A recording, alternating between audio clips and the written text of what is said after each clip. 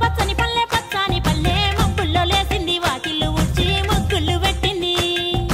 అందాల బొడ్డమ్మ వాకిట్లో పెట్టి జైలెత్తి మొక్కింది కాపాడమంటూ గౌరమ్మ నడిగింది ఆడబిడ్డలు ఇంటింట నిందే అమ్మ నాన్న గుండెంతో పొంగే సత్తి పిండి సకినాలు చూస్తే నోటి నిండా ఊరిల్లూరే పొద్దు పొద్దున్నే తమ్ముళ్ళు లేచి పూల కోసం బయలెల్లి ఉరికే శాపపరిచి వాకిళ్ళలోన చెల్లెళ్ళంతా బతుకమ్మ పేర్చి